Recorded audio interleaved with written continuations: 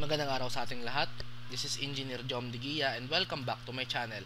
So sa video tutorial na ito ay tuturo ko sa inyo kung paano mag-solve ng isang random past board exam problem sa subject na algebra. So ating basahin. If 9 raised to x is equals to 27 raised to y and 8 raised to y is equals to 16 raised to z, then what is the value of x is to y is to z? The choices are letter A, 1 is to 3 is to 6, letter B, 3 is to 1 is to 2, letter C, 6 is to 2 is to 1, and letter D, 6 is to 4 is to 3.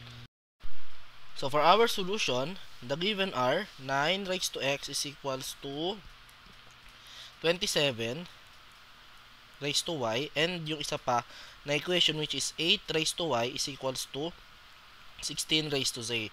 So all we need to do is simplify it further. So yung 9 raised to x, pwede pa siya maging 3 raised to 2x ayon sa ating laws of exponent. And also, yung 27 raised to y, simplify natin siya.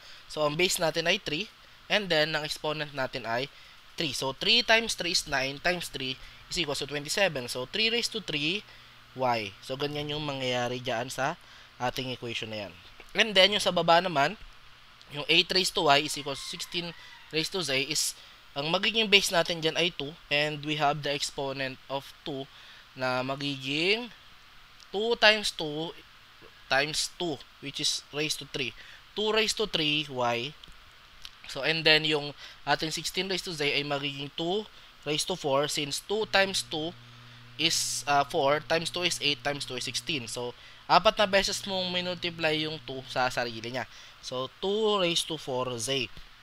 So, this is our equation 1. So, label natin yan, equation 1, and then we have our equation 2. Then, we will equate the exponents. So, sa equation 1, kung makikita ninyo, meron tayong exponents dyan na 2x, and then we have yung 3y sa kabilang side. Sa ating equation 2, meron tayong 3y, and then equal siya sa doon sa kabilang side yung exponent which is 4z. So, and then we will have to simplify this one, yung una. Kukuhanin muna natin guys yung value ng y. So for our y, we have 2x over 3.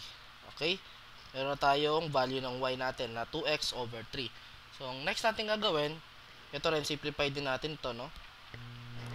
So, pagka-simplify natin dyan, is makaka-generate ulit tayo ng panibagong equation. So, 3y is equals to 4z. So, ang gagawin natin, is kuha na natin yung equation ng z. So, z is equals to 3y over 4. And then, next thing to do, is ihiwalay natin yung 3, 4, tapos ilagay natin yung value ng y, which is ito, yung kanina. So, 2x over 3. So, then, we simplify it, magiging x over 2 na lang yan. Kasi nga, ika-cancel out to, tapos ito, yung 2/4 magiging 1/2. So, x over 2. So, therefore, for our x is to y, is to z, so, syempre, ilapat natin, no? X is 2y. Yung y natin is 2x over 3. And then, our z is x over 2. So, para mas makita natin kung alin ba dyan sa apat na choices yung pinakasagot, so, try natin, no, yung letter D muna. Pwede rin yung C, kasi pares naman sila ng 6, no, na value ng x. So, try natin muna yung C. So, if try natin yung C, substitute lang naman natin. So, 6 is 2. Palitan mo yung value, no, ng x, palitan mo ng 6. So, 2 times 6 over 3. So, is 2, 6 over 2. So, therefore, the answer is 2 times 6 is 12 over 3. Yan ay magiging 4. So, 6 over 2 is 3. So, try na natin yung C. Kinamit natin yung x niya. Yung nasa choices ng C is 6 is to 2 is to 1. So, therefore, hindi letter C yung sagot.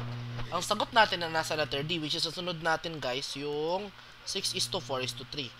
So, kaya ginamit ko yung sa letter C kasi pares naman silang 6. Wala namang problema doon, no? Gamitin muna natin yung value ng x, and then substitute natin para sa makuha natin yung value ng y. And then, kunin din natin yung value ng z gamit yung value ng x na 6. Okay?